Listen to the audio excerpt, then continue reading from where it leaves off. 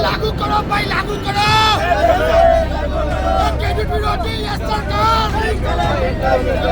विरोधी ये सरकार, तानाशाही नहीं चलेगी, नहीं चलेगी। जय किसान,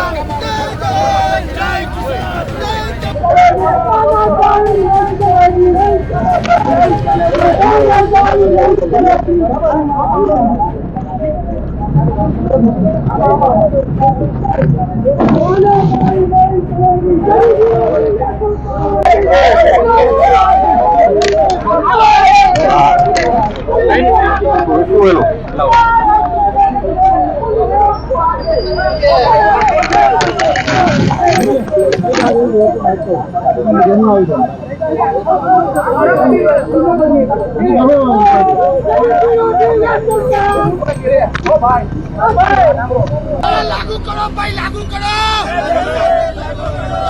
विरोधी ये सरकार, विरोधी ये सरकार, तानाशाही नहीं चलेगी, नहीं चलेगी। जय किसान, जय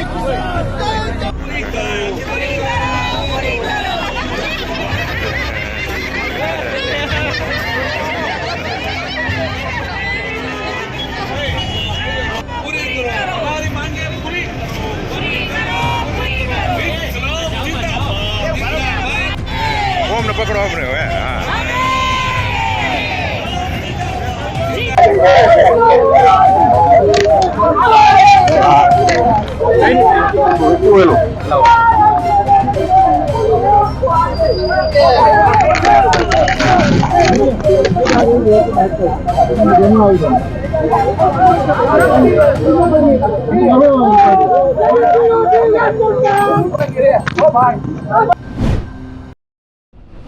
ભારતના ખેડૂતો એમએસપી દેવા નાબૂદી અને 11 જેટલા ખેડૂત વિરોધી જે કાયદા છે એની સામેની લડત છેલ્લા ઘણા વર્ષોથી લડત ચલાવતા હતા અને છેલ્લા ઘણા દિવસથી દિલ્હી બોર્ડર ખાતે પણ આ કાર્યક્રમો આવનારા દિવસોમાં ચાલુ રાખ્યા હતા અને એના ભાગરૂપે એમણે ગામડા આંશિક બંધનું જે એલાન આપ્યું હતું એને ટેકો આપવા માટે સમગ્ર દક્ષિણ ગુજરાતમાં અમે જાહેર અપીલ કરી હતી।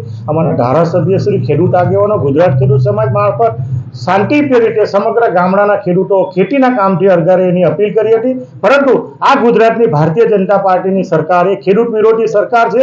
હંમેશા ઉદ્યોગપતિને ફાયદો કરવા માટે અને ખેડૂતોનો અવાજ દબાવવા દેવાના કાવતરાના ભાગરૂપે આજે અમે દક્ષિણ ગુજરાત ખેડૂત સમાજે અમે કાર્યક્રમ ડેલાર ખાતે આપ્યો હતો અને શાંતિપ્રિય રીતે તમામ ખેડૂતો જ્યારે ભેગા થઈને ખેડૂતોને એક અપીલ કરવાના હતા અને આવનારા દિવસોમાં પણ લડત ચાલુ રહે અને એના માટેના કાર્યક્રમો નક્કી કરવાના હતા। પરંતુ આ સરકારે પોલીસ દ્વારા અમને કાર્યક્રમની શરૂઆત થાય, ખેડૂતો ભેગા થતા હતા અને લગભગ 50 જેટલા ખેડૂતોને આજે અમે ખેડૂત સમાજના પ્રમુખ રમેશભાઈ, જયેન્દ્રભાઈ, ડીએલ કેતનભાઈ, સમગ્ર આજુબાજુના ખેડૂતો જ્યારે એમને પણ ડિટેન કરીને આજે અમને પોલીસ સ્ટેશન લાવવામાં આવ્યા છે।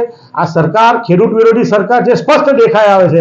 આવનારા દિવસોમાં પણ ગોળી ખાएंगे, ગમે કરેંગે, લેકિન ખેડૂતની લડતમાં અમે હંમેશા આવનારા દિવસોમાં પણ એને માનસિક રીતે ટેકો આપવા માટે આવનારા દિવસોમાં અમે જે કોઈ કાર્યક્રમો દિલ્હીથી આપવામાં આવે એને અમે આવનારા દિવસોમાં પણ ટેકો આપવાના છે। ભારતભરના ખેડૂતો પોતાની જે જૂની માંગણીઓ છે 2 વર્ષ અગાઉ દિલ્હીની બોર્ડર પર જે 13 મહિના પોતા ધરણા કર્યા હતા અને કેન્દ્ર સરકારે જે એ લોકોને વાયદા કર્યા હતા કે અમારી તમારી માંગણીઓ પૂરો કરીશું એમ કરીને જે આંદોલન સમેટવામાં આવ્યું હતું, પરંતુ સરકાર દ્વારા આ આંદોલન જે નક્કી કરાયેલી શરતોએ પાલન ન કરતા ફરીથી ખેડૂતો દિલ્હીની બોર્ડર પોતાની માંગણીઓ માટે દિલ્હી બોર્ડર પર જઈ રહ્યા હતા। તેના સમર્થનમાં ગુજરાતના ખેડૂતો આ સમર્થનમાં એને ધરણાનો કાર્યક્રમ રાખાવ્યો હતો। આ સમર્થન આપવા માટે ધરણા કાર્યક્રમ હતો, પરંતુ ધરણાના કાર્યક્રમમાં ભેગા થયા પહેલા પોલીસે અમને ડિટેન કરવામાં છે અને ડિટેન કરીને અને ઓરપા પોલીસે લાવવામાં આવ્યા છે. આ જ્યારે બી ખેડૂતોના હિતની વાત હોય ત્યારે સરકાર પોલીસને આગળ કરીને ખેડૂતોને અન્યાય કરે છે. આપના માધ્યમથી અમે સરકારને જણાવીએ છીએ કે જો આવી રીતે ચાલુ રહેશે તો ગુજરાતના ખેડૂત ચૂપ બેસવાનો નથી અને દિલ્હીની બોર્ડર પર જે ખેડૂતો આંદોલન કર્યા છે એનો અમે પંજાબ હરિયાણાના ખેડૂતો અત્યારે ટેકાના ભાવ માટે આંદોલન કરી રહ્યા છે. બીજી 11 માગણીઓ ટેકાના ભાવની સાથે સાથે છે. ખેડૂતોને દિલ્હી આવતા રોકવા માટે હરિયાણા સરકારે તમામ સરહદો પર જબરજસ્ત બેરિકેડિંગ કર્યું છે, રસ્તા પર ખીલા લગાવ્યા છે, પોલીસનો ખૂબ મોટો ફોર્સ ખડકી દીધો છે અને ખેડૂતો ઉપર ટીયર ગેસમાં સેલ છોડાઈ રહ્યા છે. દેશના વિવિધ 200થી વધારે સંગઠનોના બનેલા સંયુક્ત કિસાન મોરચાએ આ આંદોલન કરી રહેલા ખેડૂતોના સમર્થનમાં અને એમના આંદોલન કરવાના, રસ્તા પરથી પસાર થવાના લોકશાહી બંધારણીય અધિકારનું હરિયાણા સરકાર દ્વારા જે ઉલ્લંઘન થઈ રહ્યું છે એના વિરોધમાં આવતીકાલે તારીખ 16 ફેબ્રુઆરીના રોજ ગ્રામીણ ભારત બંધનું એલાન આપ્યું છે. ખેડૂત એકતા મંચ આંદોલન કરી રહેલા ખેડૂતો ઉપર થઈ રહેલા પોલીસ અત્યાચારો, ટીયર ગેસનો મારો અને એમને દિલ્હી પહોંચવાના બંધારણીય અધિકારના ઉલ્લંઘન સામે પોતાનો વિરોધ નોંધાવે છે અને આવતીકાલે અપાયેલા ગ્રામીણ ભારતના બંધના એલાનને સંપૂર્ણ સમર્થન આપે છે. ખેડૂત એકતા મંચ ગુજરાતના તમામ ખેડૂતોને, એગ્રો દુકાનોવાળાઓને, સહકારી મંડળીઓને, એપીએમસીઓને, ખેત ઓજારો ઉત્પાદન કરતા તમામ ઉત્પાદકોને, વેપારીઓને નમ્ર વિનંતી કરે છે કે ખેડૂતો ઉપર થઈ રહેલા આ અત્યાચારના સામે પોતાએ જ્યાં છે ત્યાં રહીને પોતાનું સમર્થન વ્યક્ત કરવા માટે આવતીકાલના બંધના એલાનમાં જોડાય. સંપૂર્ણ ગ્રામીણ ગુજરાત આવતીકાલે સવારે 8 વાગ્યાથી સાંજે 5 વાગ્યા સુધી સંપૂર્ણ બંધ પાળે એવી ખેડૂત એકતા મંચની આપ સૌને અપીલ છે. આભાર.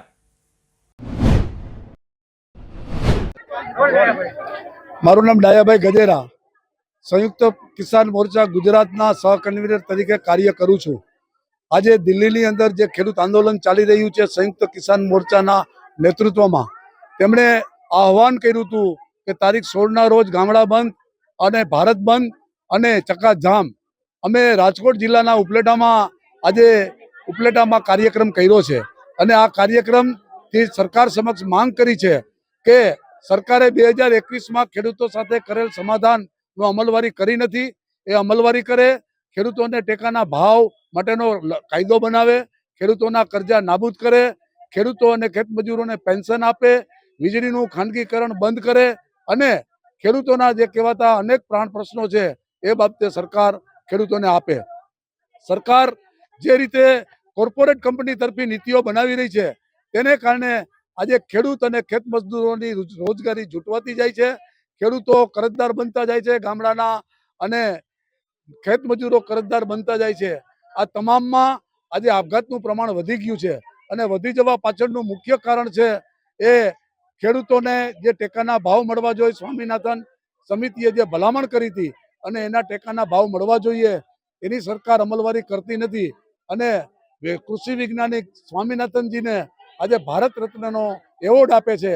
ભારત રત્નનો એવોર્ડ આપ્યો એની અમને ખુશી છે, પરંતુ સરકારે ભારત રત્નના જે એવોર્ડ જેને મેળવ્યો છે એ સ્વામિનાથનની ભલામણનો અમલ કરે અને દેશની ખેડૂતોની હાલત સુધારવા માટે કામ કરે, એ જ આજની અમારી માંગ છે. આજે ઉપલેટામાં અમે આ ખેડૂતો અને શ્રમજીવીઓ અને કામદારોની અમે એક રેલી રાખી અને રેલી સ્વરૂપે અમે મામલતદારશ્રીને આવેદનપત્ર આપ્યું અને વડાપ્રધાન સમક્ષ માંગ કરી છે કે તમે જે અમલવારી કરતા નથી એની તાત્કાલિક અમલવારી કરો અને ખેડૂતોને અને શ્રમિકો ના પગલે સમગ્ર ગુજરાતની અંદર તુષારભાઈ અનંત પટેલ, દર્શન નાયક અને મારા દ્વારા ખેડૂતોને આહવાન આપવામાં આવેલું હતું અને આંદોલન જે છે એને સફળ બનાવવા માટે, એને ટેકો કરવા માટે આજે રેલ ચક્કાજામ અને હાઈવે ચક્કાજામનો પણ કાર્યક્રમ હતો. ગઈ રાતથી જ પોલીસ દ્વારા તમામ ખેડૂત આગેવાનો, કોંગી આગેવાનોના ઘર ઉપર નજરકેદ કરવામાં આવ્યા છે. ઘણા કાર્યકરોને પોલીસ સ્ટેશનોની અંદર અટકાયત કરવામાં આવી છે. આમ આ આંદોલનને કચડી નાખવાનો 42 પ્રયાસ પોલીસે કરેલો છે. ત્યારે ગઈકાલે જ મેં કીધેલું હતું એમ કે પોલીસની આ અગ્નિ પરીક્ષા છે અને જે રીતે ભારતીય જનતા પાર્ટી રાહુલ ગાંધીના પુતળા દહનનો કાર્યક્રમ આપે અને પોલીસની ગાડીમાં એ રાહુલ ગાંધીનું પૂતળું આવે અને પોલીસ ત્યાં મૂક પ્રેક્ષક બનીને જોતી રહે અને કાર્યક્રમને સમર્થન કરે, આવી જે ભેદભાવભરી પોલીસની નીતિ છે અને સરકારની ચાપલૂસી કરવા માટેની જે એને આદત પડેલી છે એને સખત શબ્દોમાં વખોડી નાખીએ છીએ. અને સ્વામીનાથનજીને ભારત રત્ન એવોર્ડ આ ભારતીય જનતા પાર્ટીની સરકાર આપે છે. સ્વામીનાથનજીએ ખેડૂતોના માટે પોતાની જાત ખપાવી દીધી અને ત્યારે એને આવકારીએ છીએ. પણ સ્વામીનાથન કમિટીના રિપોર્ટની ભલામણોને અમલમાં મૂકવાની વાત આવે છે ત્યારે આ સરકાર પાછી પાની કરે છે. એ કોઈ સંજોગોમાં ચલાવી લેવામાં નહીં આવે. લોકસભાની આવનાર ચૂંટણીઓની અંદર ભારતીય જનતા પાર્ટી અને નરેન્દ્ર મોદીના આ વર્તનને પ્રજા સાંખી નહીં લે. અને પ્રજાને પણ હું સંદેશો આપવા માગું છું કે તમારે તમારા પ્રશ્નો માટે જાતે તમારી લીડરશિપ લેવી પડશે. નહીં તો આ તાનાશાહ સરકાર જો રોડ પર તમે નહીં નીકળશો તો આ લોકશાહીને પણ ખતમ કરી નાખશે. અને સરમુખત્યારશાહી આ શરૂઆત થઈ ગયેલી છે એમ કહીએ તો પણ ખોટું નથી. ત્યારે પોલીસને પણ આવનારા દિવસોમાં ચેતવવા માગું છું કે તમે તમારી મર્યાદાની અંદર રહી અને કાયદો અને વ્યવસ્થા જાળવવાનું કામ કરો. આજે સમગ્ર જિલ્લાની અંદર દારૂની રેલમછેલ છે. કેટલાય કાયદો અને વ્યવસ્થા ખોરંબે પડે એવા ગુનાઓ રોજે રોજ બનતા જાય છે. એ બંધ કરાવવાને બદલે, એને રોકવાને બદલે આજે તમે જોઈ શકો છો કે ઘરની બહાર રાતથી જ 30 થી 35 ચારે તરફ પોલીસ કાફલો ખડકી દેવામાં આવ્યો. વાલિયા ચોકડી ઉપર અનેક કોંગ્રેસના કાર્યકરો, ખેડૂત આગેવાનોના ઘરે પણ પોલીસ મૂકી દેવામાં આવી છે. આમ ખોટો સરકાર અને પ્રજાના પૈસાનો વેડફાટ કરીને આ સરકારની સામેના આંદોલનને રોકવા માટેનો જે પ્રયાસ છે એને અમે વખોડી કાઢીએ છીએ. स्वामीनाथन जी को बीजेपी की सरकार ने भारत रत्न दिया, मगर जिस चीज के लिए स्वामीनाथन जी ने अपनी जिंदगी दी, हिंदुस्तान के किसानों के लिए जो उन्होंने मेहनत की, जो स्वामीनाथन जी ने कहा उसको करने के लिए तैयार नहीं है. इसका क्या मतलब है? स्वामीनाथन जी ने अपनी रिपोर्ट में साफ कहा है कि किसानों को लीगल राइट एमएसपी की मिलनी चाहिए. वो बीजेपी की सरकार नहीं कर रही है. तो मैं आपको यहां जो खारगे जी ने कहा उसको दोहराना चाहता हूं कि इंडिया की सरकार आएगी तो हम एमएसपी की गारंटी हिंदुस्तान के किसानों को देंगे. जो स्वामीनाथन रिपोर्ट में लिखा है वो हम पूरा करके आपको दे देंगे. और ये हमारी शुरुआत है. हमारा मैनिफेस्टो बन रहा है, उसमें हमारा डिस्कशन चल रहा है. ये हमने आपको सिर्फ पहली बात बोली है. इसके आगे भी हम अपने मैनिफेस्टो में किसानों के लिए, मजदूरों के लिए काम करने जा रहे हैं.